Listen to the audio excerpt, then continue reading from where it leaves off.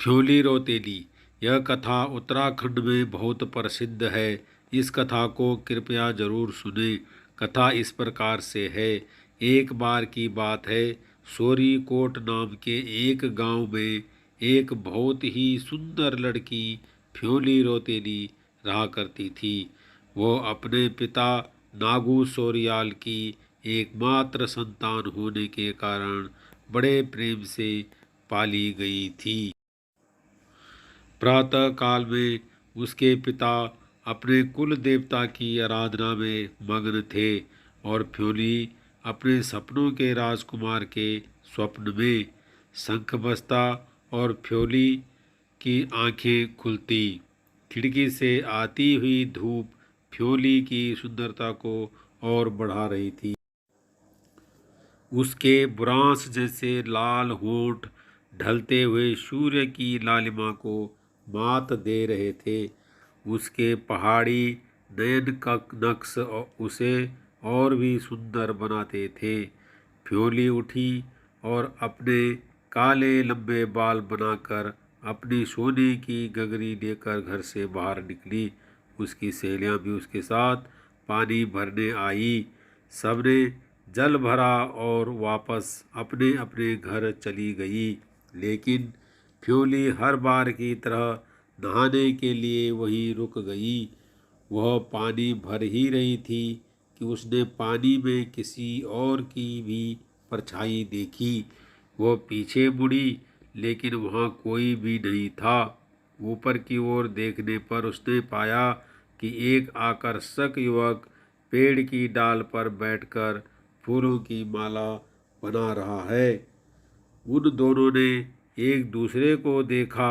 फ्योली के नेत्र झुके और गालों की लालिमा बढ़ गई।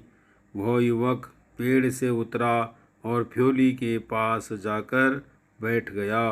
युवक ने अपना परिचय देते हुए कहा, मेरा नाम भुप्पू रावत है। क्या तुम मुझे जानती हो? इस पर फ्योली ने उत्तर दिया, हाँ, तुम्हारे पिता की नज़र हमारे गांव पर है। तुम यहाँ क्यों आए हो? भुप्पू ने प्रेम और मित्रता की आस को उसके वहाँ होने का कारण बताया।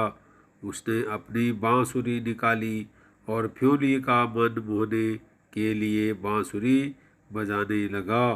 फ्योली मंत्रमुग्ध होकर उसे निहारने लगी। फिर भुप्पू ने उसे अपने हाथों से बनाया फूलों का हार पहना दिया। फ्योली के बालों को फूलों से सजाते हुए भुप्पू ने आंखों ही आंखों में फ्योली का जन्मों तक का साथ देने की कस्में खा ली।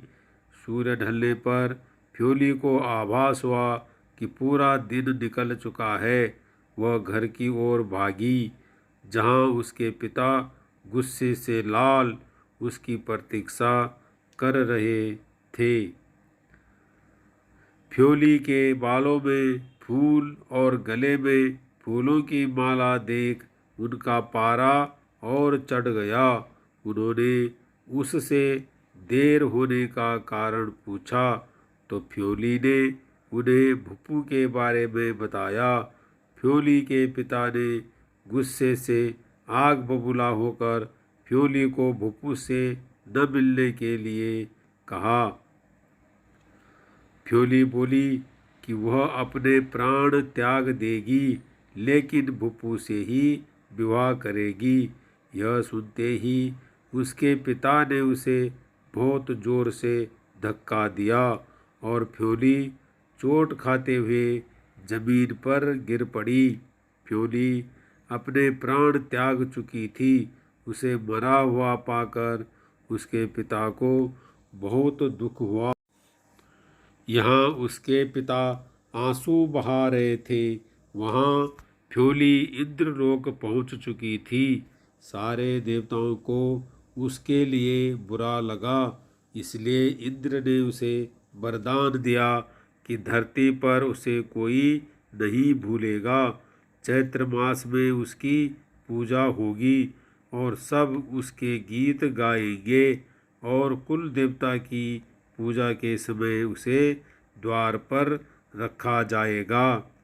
धरती पर फ्योली के नाम से एक पीला फूल उगा जो कि आज भी इस नाम से उत्तराखंड में प्रसिद्ध है। इस फूल का उपयोग शुभ कार्यों में किया जाता है।